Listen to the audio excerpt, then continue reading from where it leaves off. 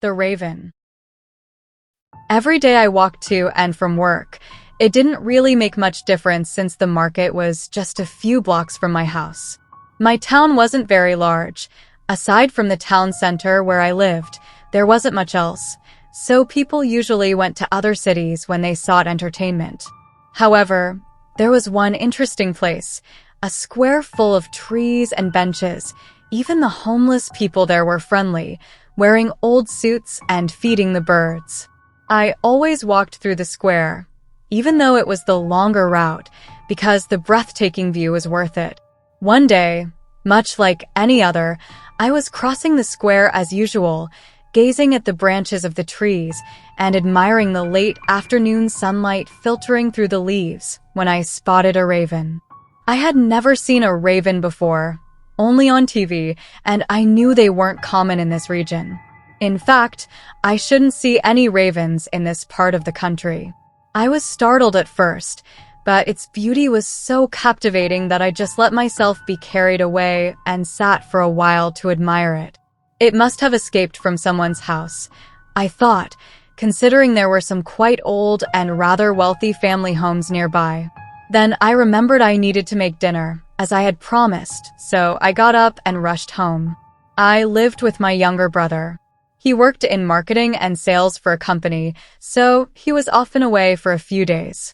Since he was returning after 4 days away, I decided to cook something for us to eat while he told me about his trip. After that night of conversation with my brother, I had completely forgotten about my encounter with the raven in the town square. In the early hours, I woke up to some tapping on the window, but I quickly fell back asleep without paying much attention. In the morning, my punctual alarm clock woke me as usual. When I opened my curtain, I found a small stone outside the window. I wondered who might have put it there, but still groggy, I just left it where it was and went to get ready. After another long day at work, I once again crossed my beloved square on my way home, and there it was again, staring at me, the raven.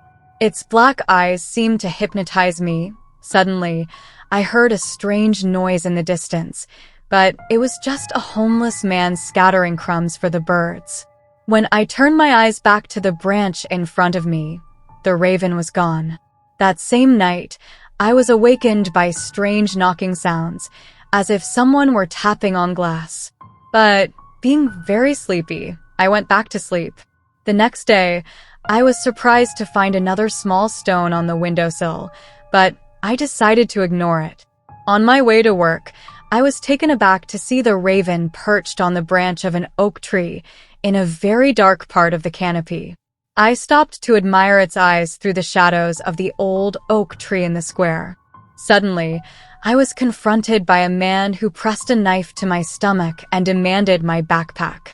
A shiver ran down my spine, and a bit scared of the mugger because I was shorter and he was quite tall, I ended up handing it over. For a brief moment, I caught a glimpse of his face as I turned to give him the backpack. When I looked back at the tree, the raven was no longer there. I had to go straight to the police station to report the incident so I could ask my manager for a new uniform, which he wasn't too happy about but had to provide. My new routine continued, seeing the raven in the square, waking up at night, and finding a stone on the window in the morning. I was starting to get used to it all, and as strange as it seemed, I liked my encounters with the raven, if you could call them encounters. I watched it until something distracted me and it disappeared. That night, I had a strange dream about the raven. It looked at me coldly from atop my blanket while a loud knocking sound echoed through the room. I woke up startled the next day and went to have breakfast with my brother, who complained about my bad breath. Before leaving for another day of work, I picked up the local newspaper my brother subscribed to, as usual, and for some reason, I decided to take a look at the front page. I was shocked and even dropped the paper when I saw what was on the cover. The man who had mugged me had been found dead in the square with his eyes gouged out. The police hadn't determined how it happened, but were investigating if it was a drug-related homicide or something similar. Alongside him was my stolen backpack. identified as mine because of my documents and uniform inside. Before going to work, I stopped by the police station to retrieve my stolen backpack and then headed to my job. I was scolded by my boss again for being late, but he let it slide since he didn't have to make a new uniform for me. As I was leaving, I questioned my boss about the payment for my numerous overtime hours, but he said as a manager, he could only pay me when the main office sent money. What are you talking about? There are no branches of this market. I retorted, but he just turned his back on me and got into his car. I was furious because I needed to pay my car installments, so I kicked his car out of anger without thinking. I only snapped back to reality when I heard his voice saying, "You're fired," and his car speeding out of the parking lot. I fell to my knees, a wave of desperation washing over me, and shed a few tears. I was exhausted from working so hard, and now I was unemployed. When I stood up, I looked directly at the lamppost a few meters away. At the top, there was a raven watching me. I took a deep breath and went home, this time choosing the shorter route, deciding not to pass through the square. I just wanted to get home. I thought about those black eyes all night.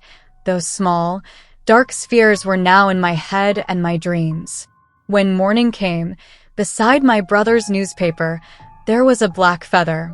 Naturally, I couldn't resist reading the local news, and to my surprise, the front page featured a catastrophic car accident. The victim was almost unrecognizable, but the license plate belonged to the owner of a market called J&J Mart, the market where I worked. After that, things seemed to improve. The owner's son took over the market, and I started receiving my salary on time.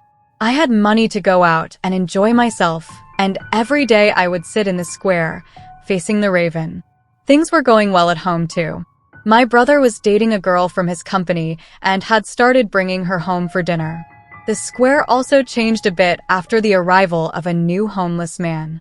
Unlike the others, he was filthy, dressed in tattered clothes, and always seemed either drunk or high. This didn't sit well with the other homeless people who mostly fed the pigeons or ate some popcorn they received from a kind lady. Some people began to avoid the square to steer clear of this new homeless man, who would constantly beg for money with a cheap vodka bottle in hand and a terrible smell of urine. It started to bother me a lot since my encounters with the raven were becoming shorter because of that wretched man. Since my salary was no longer late and my brother rarely ate at home, I had more money to spend on myself, so I started buying some branded clothes. This obviously caught the beggar's attention. Soon, he began to pester me for money and even sat next to me. It was getting too much. Couldn't he understand that I didn't want to fund his alcohol and drugs? One day, after a stressful encounter with a customer at the supermarket, I decided to eat some popcorn in the square while looking for my friend, the raven. To my surprise, the raven wasn't there. I sat down, feeling sad, staring at my popcorn and wondering what had happened to the raven. Did anyone else miss it? Or worse, did its owner come and find it? Suddenly, I heard a strange grunt.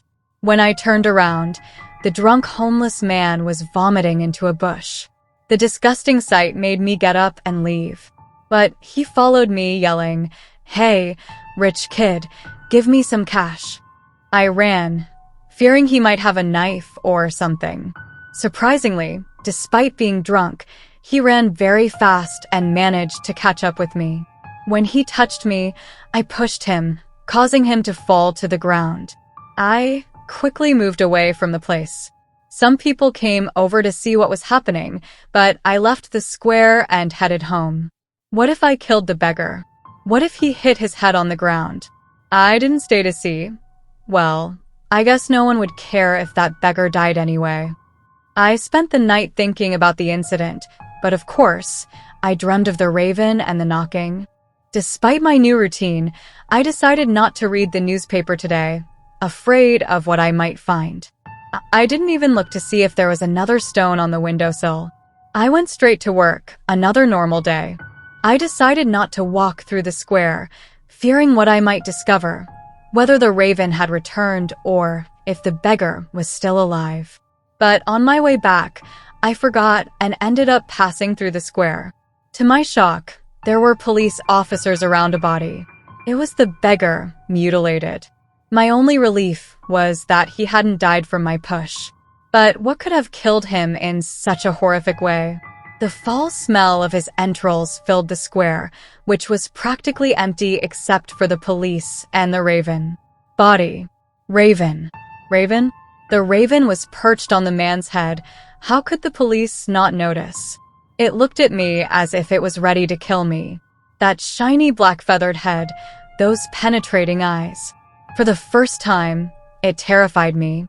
The body, with its torn clothes and open chest, entrails spilled out, and the eye sockets blackened and veined, the mouth agape with a broken jaw and a trickle of dried blood running down. From the police's comments, his tongue was also missing. I ran home as fast as I could. My brother, as usual, wasn't home. Just today, when I needed him, I couldn't eat or drink anything. I spent hours under the shower. Then I heard a door slam. It was my brother. I got dressed and went downstairs to confront him. How could he leave me alone in a situation like this? He asked how he could have known something like that had happened, but of course, I retorted that he hadn't spent any time with me at home since he got that girlfriend. "You're tripping, man. You need some sleep," he said. I was angry at him, but I went to bed anyway. This dream was the most disturbing. The raven was on the body, eating its entrails. It tore the clothes with its claws and now scratched and pecked at the belly until it opened, then began pulling out the intestines and eating some of the internal organs. Its eyes were already gouged out, and its tongue was beside its face. The raven then left the body, just as it was when I found it. The raven picked up the tongue and flew away. I woke up scared and trembling. I quickly got up and went to shower. I desperately needed to clear my head. But no matter what I tried, I couldn't stop thinking about that horrible scene. I went downstairs and found my brother in the kitchen. It was odd since he usually spent more time with his girlfriend now than at home. "What are you doing here?" I questioned him. "Good morning to you too, brother." "Good morning, but what are you doing here at this hour?" "I took the day off today. I need to make a visit." "Visit?" "Yes, didn't I tell you? My girlfriend and I are going to rent an apartment for ourselves." "No, you didn't say anything. You don't tell me anything anymore. You only care about her." "Calm down, bro. You should be happy that your little brother is getting his life together." "And what about me in all this?" "Well, you should find a girl, get out of the house a bit, have some fun. It'll do you good." I grabbed my backpack and headed toward the door. "Man, honestly, you're just throwing a tantrum," I said, slamming the door in my brother's face, leaving him talking to himself. I couldn't believe he was doing this to me. And it was all because of that damned girlfriend. Work had become more monotonous by the day. I could barely stand counting down the hours to escape that hellhole. The end of the afternoon was a relief when I changed clothes and went to the square to see my only friend. Would he be there? When I arrived at the square, I sat on my usual bench. And there he was, on the branch of the dark oak tree, as if nothing had happened. So I stayed and waited until I realized that the evening was almost over. I got up and went home. I didn't see my brother at home. The night passed quietly, without dreams, just the usual knocking on the window. But the week was about to get worse. My brother started packing up his things. When I realized how many days had passed, there was nothing left of his in the house. Not a coat on the hanger, a blanket on the bed, or a sock in the drawer. Only our photos together, left on the living room shelves, remained to remind me of his face. My days were about to get even worse. Now I had no one. Even the brief moments I saw him during the day had kept me somewhat cheerful. The few words we exchanged lifted my spirits, and his presence, his warmth, enriched my life. He was my only treasure, my little brother, who had grown up with me since forever. The little boy whose mischief I covered up, whose wounds I treated, and whose poor grades I remedied. It made no sense for him to abandon me. And that night, after the move, the raven came to haunt my dreams. The raven was perched on a lamppost. The night was very dark, with a light drizzle, and only the yellow light of the post illuminated that large stretch of street. A new light appeared at the end of the street. It was the headlight of a motorcycle. The motorcycle came closer and closer. When it was almost in front of the lamppost, the raven took off, flew toward the motorcycle, and let out a terrible screech, causing the rider to lose control, veer off, hit the curb, and be thrown far away. The person fell so violently that when their helmet hit the ground, their body didn't follow, and their neck snapped. I woke up bewildered by the scene. What had happened?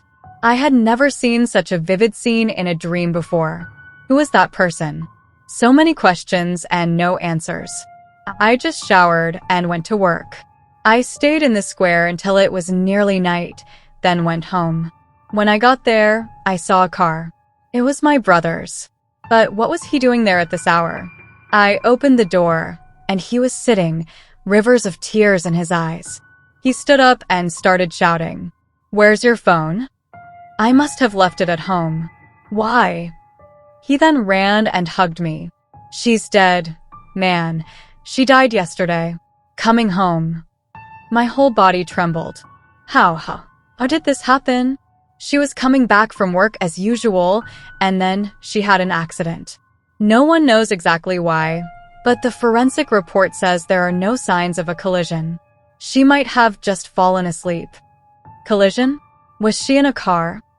No, she commuted to work on a motorcycle. My body froze. My face was now gripped with terror. I didn't know what to say, how to act. I didn't know anything anymore. This simply couldn't be happening.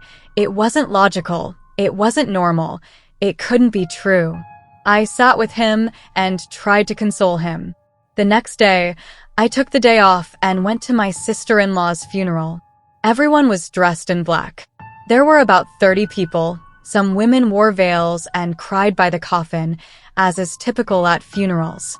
My brother, along with the girl's father, greeted the guests and exchanged comments like, "She was a good person, very honest." It was very grim, but not much different from a day at my job. When it came time to carry the coffin, her father insisted that I hold one of the handles. I'm not sure if it was just a gesture of politeness, but there was nothing good about bearing the weight of someone's death whom I had spoken so harshly of until their end. When we arrived at the cemetery, the atmosphere only grew heavier. We were now lowering my brother's girlfriend into the ground, and they would never see her again. It was all so surreal. As the priest spoke at the edge of the grave, my brother hugged me with his head down, weeping with deep sorrow. I was listening to the priest when suddenly, I had the odd sensation that someone was watching me. It couldn't have been any of the family since they were all gathered around me. I glanced back slightly, careful not to alert my brother, who had his head on my shoulder. But there was nothing there. Then I looked at the coffin. There it was. The one who had been watching me all along. The raven. The raven stared at me cruelly with its black eyes. Why was it there? I had no idea. After the burial, I went home with my brother. We showered, and I made him something to eat. Though he refused multiple times, I convinced him that he needed his strength. I led him to the sofa so we could watch some TV. I sat while he lay down with his head in my lap, and I stroked his hair. It reminded me of when we were younger, and after he got into trouble with our parents, I would stay with him like that until he stopped crying and eventually fell asleep. This time was no different. We stayed that way until he finally dozed off. I wanted my little brother to come back and live with me, and now there was no reason for him to stay away. That thought somehow comforted me. I fell asleep right there. That night, I slept well. No knocking, nothing. When I woke up, he was already up, sitting at the table having breakfast. I went over to him and asked, "Do you need help with the move?" "What move?" he asked, looking surprised. "Aren't you moving back here?" "Sorry, bro, but I prefer to continue what I started." She wouldn't want me to give up on everything because of her. Besides, that place holds my last memories with her, and I interrupted him. "I can't believe this. I did everything for you. I raised you, took care of you, did everything for you, and now you abandon me." "Bro, you have to understand that I've grown up. I'm not a child anymore. You need to learn to live without me. Get out now. Get out of my house. Calm down, please." "No, get out." He stood up, bewildered, and left. What have I done? I sat on the sofa and spent the whole morning there, listening to the knocking from my bedroom window. I remembered that I didn't go to work. But I didn't care. I got up and went to bed, took a sleeping pill, and lay down. I didn't even notice when I fell asleep, but soon I was out. Once again, I dreamed of that damned raven. It was on my street, holding a rope in its beak. Then it flew, far away, very far, to a window in a building. Inside, there was a man lying down. The raven opened the window, flew over to him, put the rope around his neck, and lifted him into the air. The man struggled and choked, his face turning purple, sweating, with his tongue hanging out. Then he stopped. I woke up to the phone ringing. It was already early morning. I got up and went to the phone in the living room. "Hello, you were her brother-in-law, weren't you?" "Hello, who is this?" "You know, I visited your brother this morning to see how he was. Losing a daughter is an unbearable pain, but losing a love is no less devastating. So, I came to check on him." "What do you want?" "Well, the thing is, I came to see how he was coping, to see if he'd like to spend some time away to clear his head, but just get to the point. The thing is, he didn't handle the loss very well, and decided to embrace it too." I froze on the phone. "What are you talking about?" "Your brother. He took his own life last night. The police are here. His body has been lifeless for a few hours now." This couldn't be true. It wasn't. It was all lies. I ran out into the street, frantic. My brother had left me his address in case I ever wanted to visit him, but I hadn't even looked at that note. I found myself near the square and decided to sit there. The raven was watching me, as always.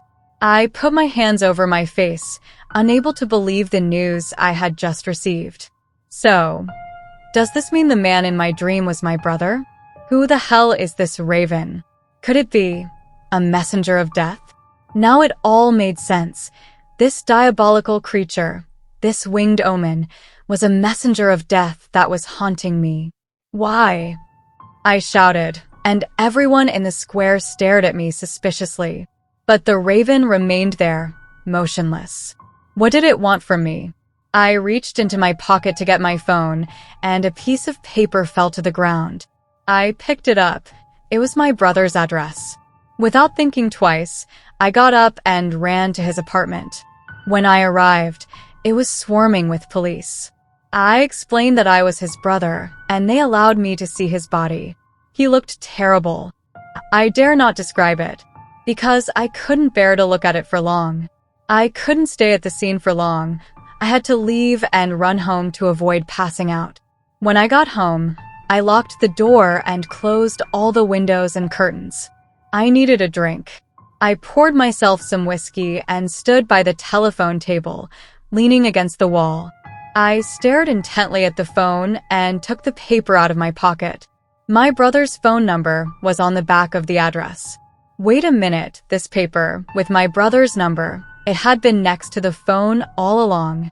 How did it end up in my pocket? I dropped the paper and headed to my bedroom with the whiskey in hand. After a long time, I opened the curtain. There were only 4 pebbles. But the knocking happened every night. Why were there only 4 pebbles? I sat on the bed and kept drinking. I needed to drink to forget. Suddenly, everything started spinning around me. It must have been the high alcohol content in the whiskey. I took off my shoes and lay down. I needed sleep more than ever. I dreamed again. I was watching the bench in the square, the same bench I sat on every day. Then I went to a squirrel hole in the oak tree and pulled something out. It was dry and strange, almost like a tongue. I put it in a black cloth bag. Inside, there was also something shiny and metallic that I couldn't identify. I closed the bag and carried it to the cemetery, to the grave of my former boss. What the hell was I doing? After that, I went back home, knocked on the window several times, and placed another pebble with the other 4. I tried to look into my room. The curtain was usually closed, but today it wasn't. As I attempted to see inside, I saw my own reflection in the window. Then I woke up to the harsh and grating caw of the raven. I was the raven. I quickly got out of bed. My head was still heavy from the drink, but I needed to clear up this story. I put on my shoes and a jacket and went to the cemetery. I found the grave of the old market owner. Behind his tombstone was a black bag. Inside was a dried-up tongue and a blood-stained knife. I looked around, searching for the raven. Nothing. I ran to the square. Nothing. I returned home and looked through the window, trying to see inside my room. There were 5 pebbles on the windowsill. I picked one up and tapped it against the window. The sound was familiar. Trying to see more, I saw my reflection. My eyes were as black as the night. I am the raven.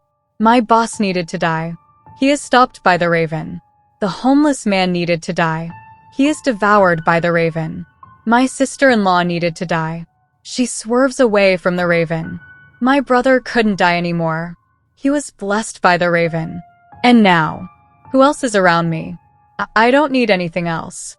I have no one left. I swallow the 5 pebbles all at once. And I choke. The raven is a vile creature. It must die. It is a bad omen. I am the raven.